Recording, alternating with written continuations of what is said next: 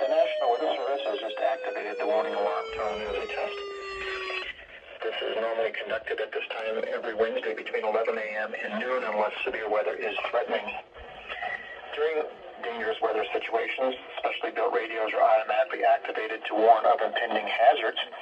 This alarm tone will also be affected by specific counties based on the transmitter you're listening to.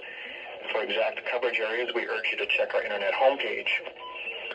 Receipt of this alarm tone will also vary at different locations, especially greater distances from transmitters and in large buildings. This concludes our weekly morning alarm test. We now return you to our normal broadcast.